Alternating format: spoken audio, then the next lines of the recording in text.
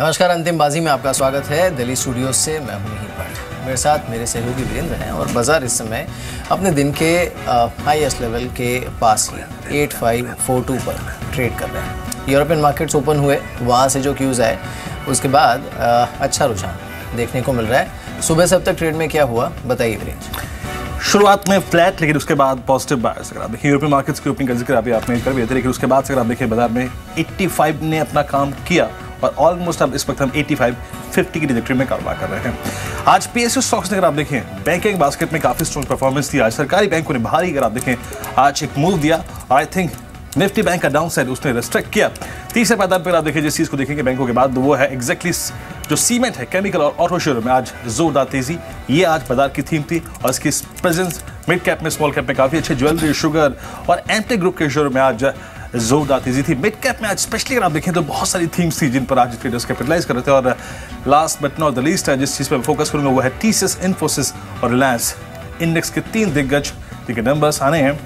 I think आज इनके perspective से काफी क्रिटिकल सेशन है, इनकी क्लोजिंग बहुत महत्वपूर्ण है। बिल्कुल। चलिए अब जिन स्टॉक्स पर हम बातचीत करेंगे वो देख लेते हैं। Canara bank, PNB, Grasim, Maruti Suzuki, BEML, ये कुछ काउंटर्स हैं जिस पर हम बातचीत करेंगे। साथ ही विमटा लैब्स है, मेनन बेरिंग्स, टिशमन फार्मा, एनबीसीसी, मर्केटर लिमिटेड, ये कुछ और काउंटर्स हैं जिस पर अच्छा मूव देखने को मिल रहा है। हमारे साथ अब समीर अरोरा जुड़े हैं, उनसे बात करते हैं। समीर, शुक्रिया हमारे साथ इस बातचीत में शामिल होने के लिए। Thanks for joining us.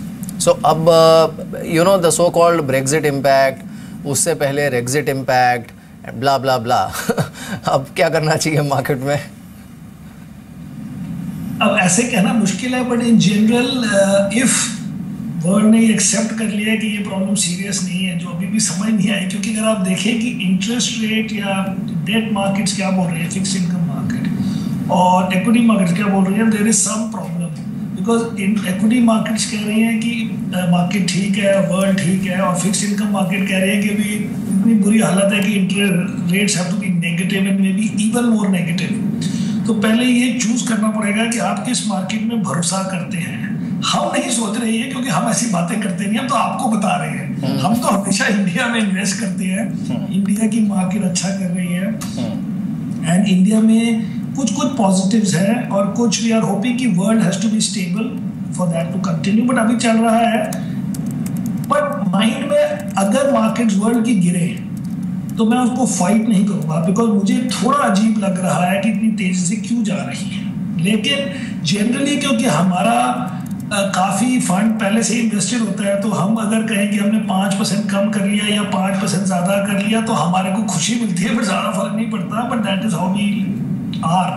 But जो ये देख रहा है, जो 0-1 करता है अपने लाइफ को कि मैं या तो इंडिया में स्टॉक में हूँ या नहीं हूँ, उनके लिए क्लियर है कि Indian market is quite well placed. सभी जी एग्जैक्टली अभी कुछ देर पहले जो आपने क्वेश्चन एक कहीं ना कहीं अलर्ट रखा कि ये इतना क्यों भाग रहा है, आखिरकार ये आपने क्यों कहा। और दूसरी बात ये है सर कि Q1 अर्निंग सीजन से आपकी आपको क्या एक्सपेक्टेशन है कि ये अर्निंग सीजन कैसा होगा? Q1 पता नहीं, बट फॉर द ईयर ठीक होगा क्योंकि बेस इफेक्ट काफ़ी अट्रैक्टिव है। मतलब इन द सेंस कि लास्ट ईयर की अर्निंग्स काफ़ी खराब थी for commodity companies, cyclical companies. PSUs के भी नंबर्स ऑल्दो खराब होंगे, कोई लोग कह सकते हैं कि हमें पता था, एंड बाकी तो फिर भी ठीक चलते रहते हैं। जो private sector, consumer, IT firm वगैरह ठीक है जैसे जैसे चल रहे हैं। तो मुझे लगता है अर्निंग्स का इतना इम्पोर्टेंस अभी नहीं है। अभी इम्पोर्टेंस है कि आप देख रहे हैं कि मॉनसून अच्छा होगा तो आफ्टर 6 मंथ्स उससे फर्क पड़ेगा, रूरल इकोनॉमी प्रेशर कम होगा। गवर्नमेंट ने कुछ रिफॉर्म्स किए हैं, चाहे वो केरोसिन प्राइस में हो या वो अब अगर जीएसटी आ जाए उससे भी अगेन कोई शॉर्ट टर्म फर्क नहीं पड़ेगा। But these things are needed by the market. और तीसरी बात यह है कि एक्चुअली आप जो भी कहें ईयर टू डेट ये मार्केट खाली 4-5% ऊपर है। वो फेब एंड से ऊपर है कि नहीं है उससे कोई बिग पिक्चर में किसी को फर्क नहीं पड़ता। 1 ईयर में it is down and year to date it is up maybe 5% in dollar terms. तो इसलिए किसी को ये भी बिग पिक्चर में नहीं लगता कि बहुत ज्यादा हो गया है इसलिए रॉन्ग है या अनफेयर है। ठीक है। बिल्कुल। लेकिन Sameer, you know I want to go back to the first point that you made कि चलिए इंडियन मार्केट तो अच्छा है, आप इंडियन मार्केट में इन्वेस्ट करते हैं, लेकिन ग्लोबली ये जो एक I would say to some extent audacious और एरोगेंट मूव ग्लोबल मार्केट्स ने दिया है, जिस तरह से बिहेव किया है, you know, is it sustainable? Because end of the day you are interlinked, आप हो सकता है। इसलिए मैं इसको प्रीएम्प्ट करना बड़ा मुश्किल है, इसलिए मैं ये कहता हूँ बार बार आजकल अपने इन्वेस्टर्स को और पब्लिक में कि मैं इस बार एक डिफेंड नहीं करूँगा अगर मार्केट गिर गई वर्ल्ड की कि 2 दिन बाद मैं कहूँगी जी इंडिया में क्योंकि जीएसटी आने वाला है ये बहुत अच्छी है, लेकिन मैं उसको प्रीएम्प्ट नहीं करना चाहता बिकॉज मेरे को पता ही नहीं कि क्या हो रहा है। एक्सेप्ट कि हो रहा है तो ठीक है हमारे लिए भी जनरली, बट आप उसकी भी स्टोरी बना सकते हैं, उनकी तरफ से भी स्टोरी बनाई जा सकती है कि भाई इंटरेस्ट रेट्स इतने कम है कि यूएस का अगर आप एग्जांपल लें तो US 30 year is maybe 1.some%, but dividend yield of the market is more than 2%।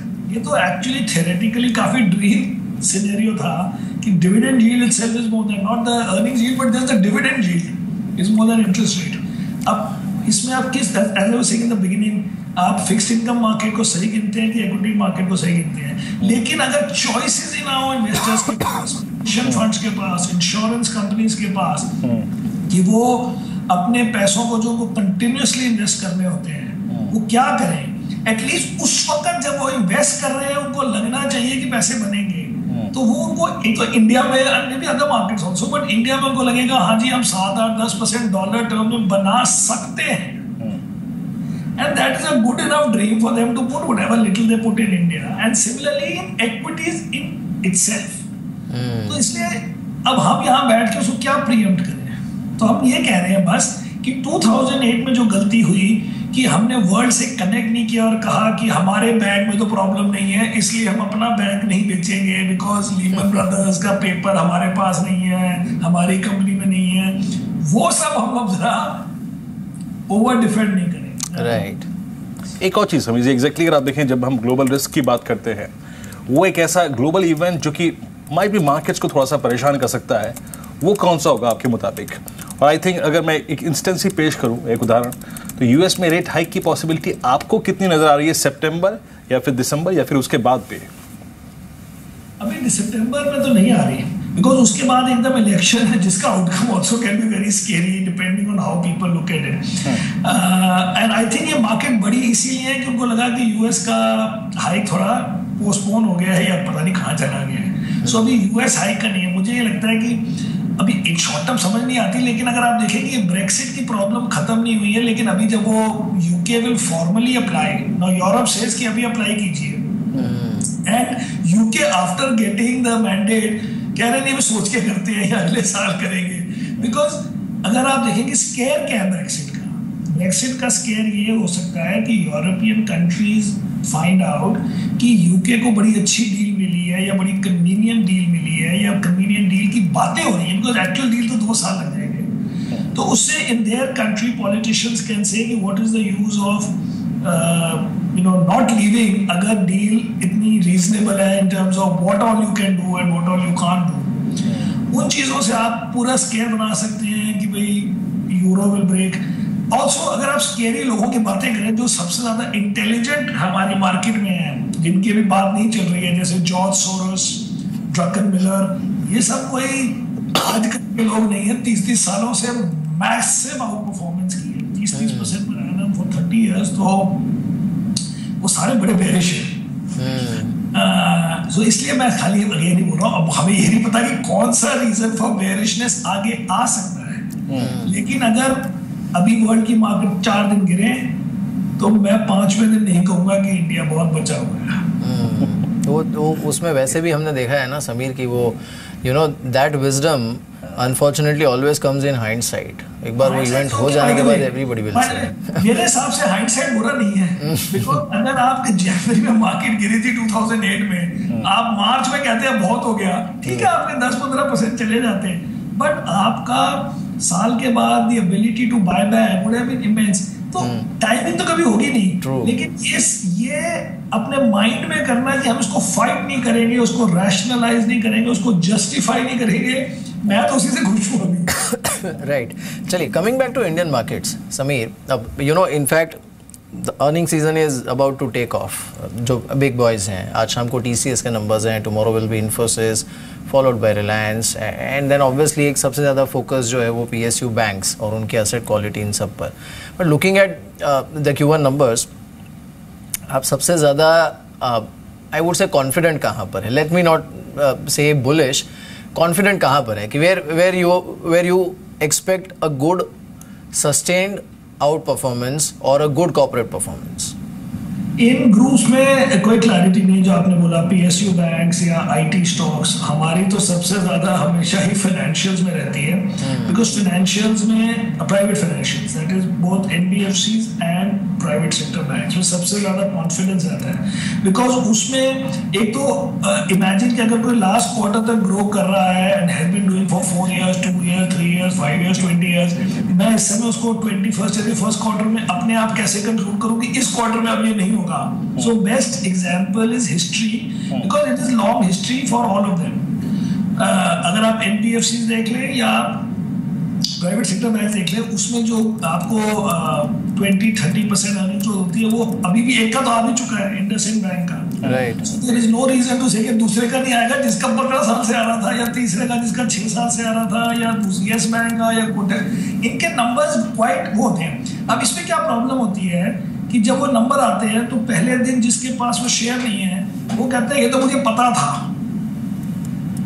मुझे लगता है कि मुझे पता था कि कोई वैल्यू नहीं है, बिकॉज अगले दिन एक नया बंदा आ जाता है कहने की इस मार्केट में भी इसकी इतनी अर्निंग ग्रोथ है तो आगे क्या होगी, फिर शुरू हो जाता है।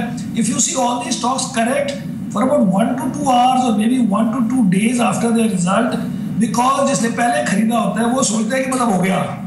And this machine don't stop. अगर आप इस साल भी देखें फिर 10-15% ऊपर हो चुके हैं ये सारे stocks, but out of line नहीं जाते अर्निंग्स के। अगर इनकी अर्निंग्स 25-30% साल की ग्रो करती हैं, ये कोई 50% ग्रो नहीं होते हैं at least this private sector banks, जिससे कि आपको अनकंफर्टेबल फीलिंग हो जाए। इसलिए हमें पसंद है, सिंपल बिल्कुल। एक समीर, अभी काफ़ी इसको लेकर बातचीत हुई, आपने मेंशन किया अभी द GST। अब उससे लिंक सेक्टर्स में तो हमने मूवमेंट ऑलरेडी देख लिया है, बीट द लॉजिस्टिक्स या फिर FMCG में भी हमने मूव वगैरह तो देख लिया है। So and it's almost given, Congress की कमेंट्री जिस तरह की है, लग रहा है कि अब शायद हो जाएगा कॉम्प्रोमाइज, GST हो भी जाएगा। What happens after that to market? मैं यही कहने वाला था जी कि अराउंड 15 दिन आफ्टर GST, लेट अस से, एक्चुअली तो मुझे लगता है 2 दिन after GST, but let us से 15 दिन आफ्टर GST की सारी चीज़ें आपको मार्केट के लिए अनइम्पॉर्टेंट लगेगी, because then you will be reading कि GST है क्या, एंड यू विल रियलाइज कि अभी तो उसको 2 साल लग जाएंगे, अभी किस कंपनी को फायदा होगा, किसको नुकसान होगा, स्मॉल स्केल सेक्टर क्या करेगा, लार्ज स्केल क्या करेगा, नौकरियां जाएंगी कि आएंगी, because it is very easy to say that GST is positive for India और positive for tax collection. If it is positive for tax collection, the Indian public as a whole has to pay that tax. अगर आप कहें कि इससे suddenly trucks fast भागने लग जाएंगे and अगले दिन को रोकेगा नहीं उनको बाउंड्री पे, तो अगर वो इतने एफिशिएंट हो गए तो जो करंट इन्वेंट्री है वो that will have to be first sold, because अगर आप एफिशिएंट हो गए तो आपने पाइपलाइन में जो स्टॉक्स बेचे हुए हैं वो सब। But more than that we know, आप देखिए nuclear deal, FDI in retail, exactly, देखो केबल बिल जो मैं 2003 से लगा हूँ, इन सब में वो इवेंट के बाद सालों साल निकल जाते हैं। Exactly true. So I think after the event if somebody comes and tells me कि GST है, तो वो मुझे लगता है 19 and 20 की बातें करेंगे, 2019। So event is the event, sir. Event only is useful from a big picture point of view कि इंडिया प्रोग्रेस कर रहा है along the direction that is needed, but उससे आप अर्निंग्स नहीं जस्टिफाई कर पाएंगे 2-3 साल। एब्सोल्युटली। सभी एक और चीज़, आई थिंक थोड़ा सा ना ग्लोबल पर्सपेक्टिव पे बात हो गई और इंडियन मार्केट्स के पर्सपेक्टिव की बात हो गई। एक और चीज़ सर, इस बार हमने मिड कैप और लार्ज कैप का एक सेकुलर मूव देखा। पिछले अगर आप देखें फरवरी से जो अब तक मूव आया, गिरते हैं चलते हैं साथ साथ।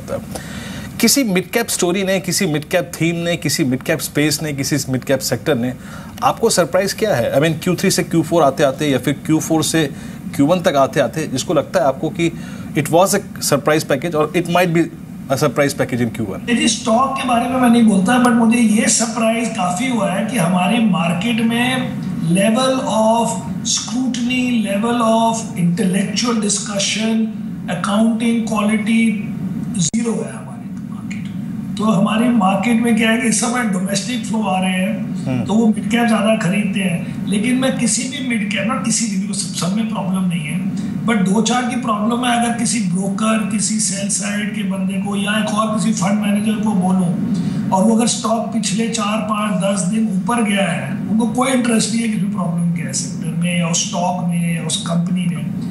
तो what I have been surprise with this कि लेवल ऑफ स्क्रूटनी जीरो है जी हमारी मार्केट में। अब चल रहा है तो सब चल रहा है। अच्छा चलिए समीर, और एक चीज़, ये जो RBI है, अब उनके नए गवर्नर की घोषणा कभी भी हो जाएगी, ना I am not asking about the name, वो नाम चाहे कुछ भी हो, वो ठीक है मार्केट, बिकॉज रेग्जिट में हमने देख लिया इतना माहौल बन गया था कि राजन जाएंगे तो पता नहीं क्या होगा, अल्टीमेटली कुछ हुआ ही नहीं मार्केट में। अब वो चाहे LIC की वजह से नहीं हुआ है, SBI की वजह से, वी डोंट नो।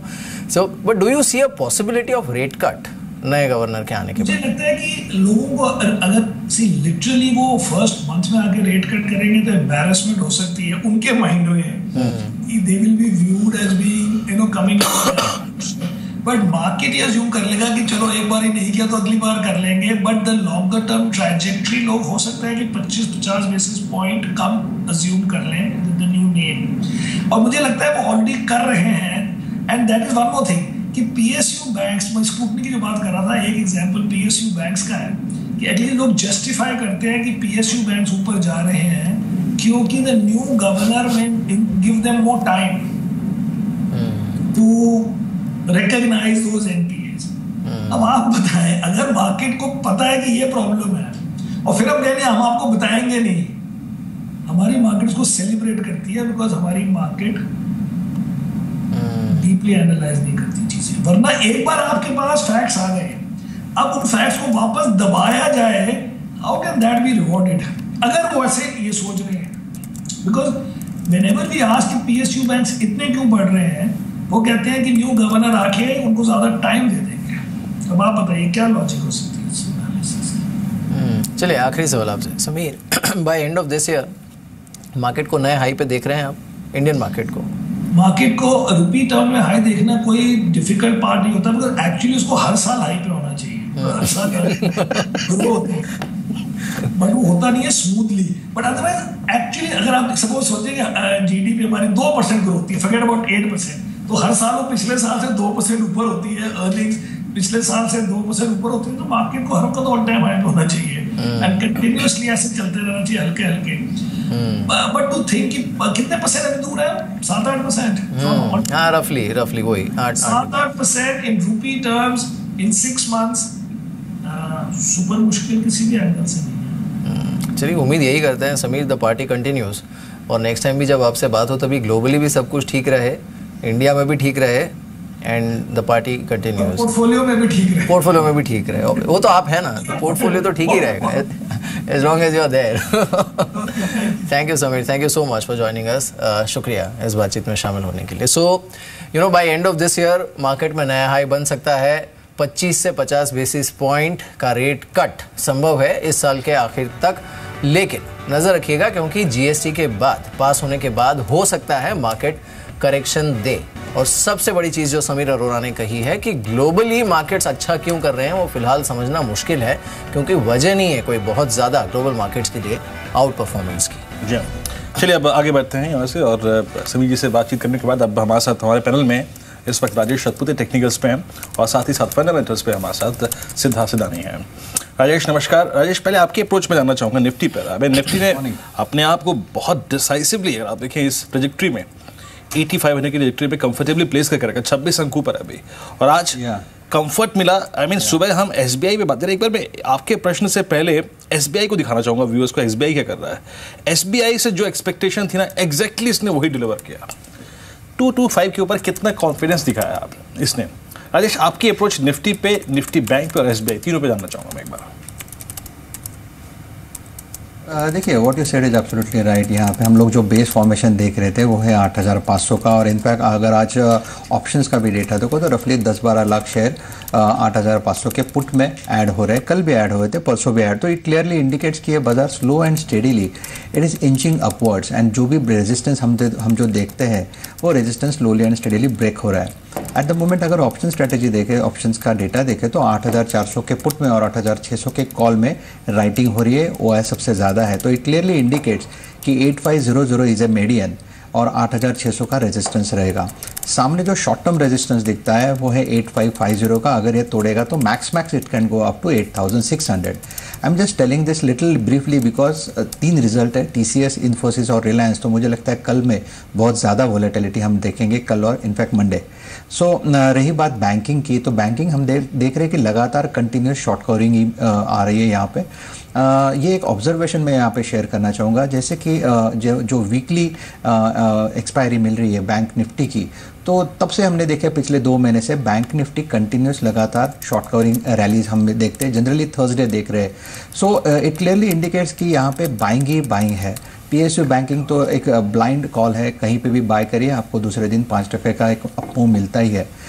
SBI की यहाँ पे बात करें तो SBI में रफली जो करंट मार्केट प्राइस है that is somewhere near 232 level.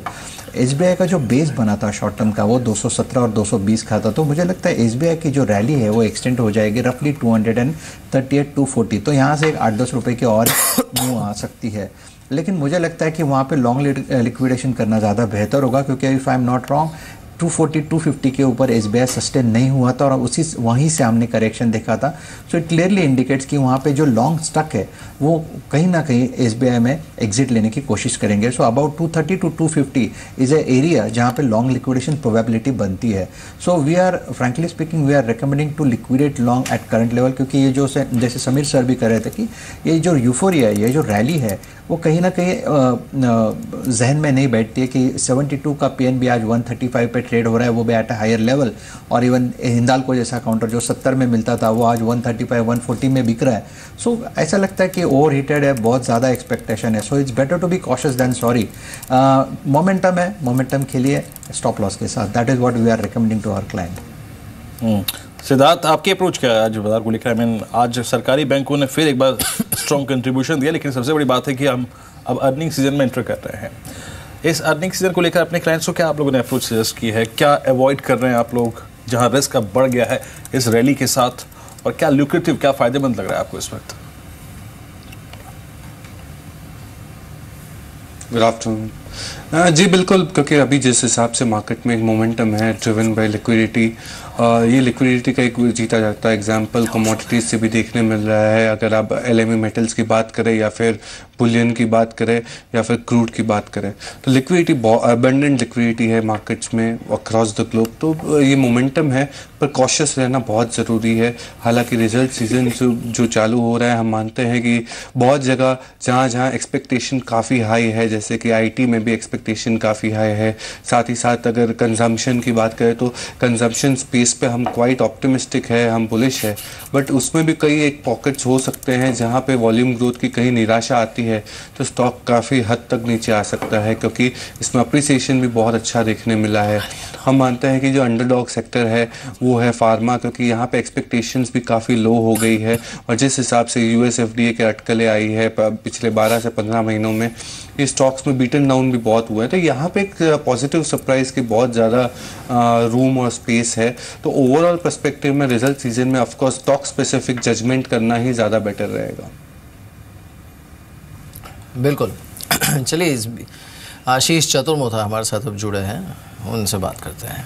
Ashish, ICICI bank, bank of Baroda, Grasim, UltraTech, Maruti, ये सब आज के आउट परफॉर्मर्स हैं, इसमें जॉब करेंगे क्या आप?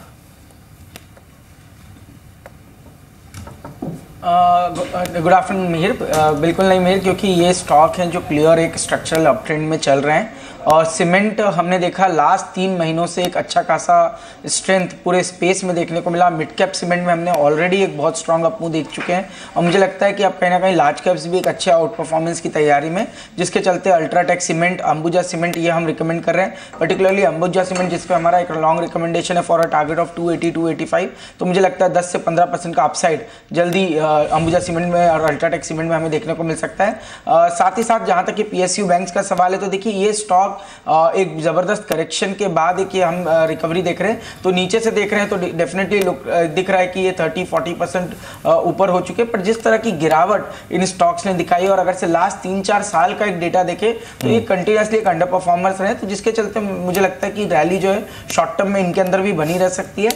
PSU बैंक से मुझे लगता है आंध्रा बैंक काफी बेटर लग रहा है, 70 तक का अपसाइड हम आंध्रा बैंक के अंदर भी रिकमेंड कर रहे हैं। इस बीच एक मारुति देखिए आप 4415 डे हाई पर।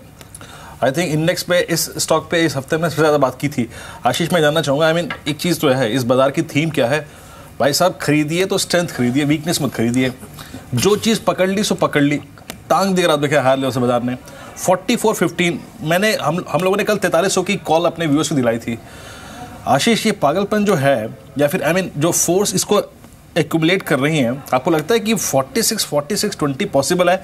और ऐसे में एट द मनी कॉल 44 की खरीदनी थोड़ी अच्छी रहेगी क्या? किस स्टॉक की बात करें वीरेंद्र? मारुति 4400 का तो मारुति है ना आशीष।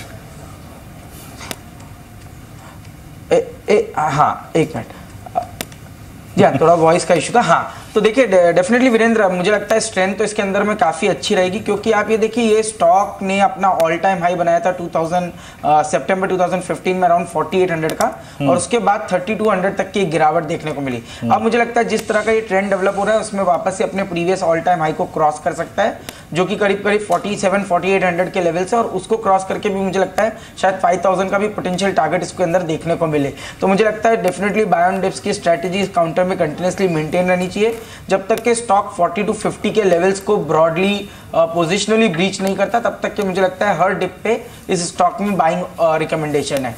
जहां तक के शॉर्ट टर्म ट्रेडिंग स्ट्रेटेजी, तो डेफिनेटली एक अपमूव के बाद जो बेस्ट स्ट्रेटेजी होगी वो ही कॉल ऑप्शन लेने की, और यहाँ पे मैं समझता हूँ अगर से स्प्रेड की स्ट्रेटेजी बैठाए तो सबसे अच्छा है 45-50-4500 का कॉल ऑप्शन लीजिए और सामने में 46 या 4700 की कॉल ऑप्शन को राइट कीजिए। तो इस समय पे जो बेटर स्ट्रेटेजी होगी वो होगी बुल कॉल स्प्रेड।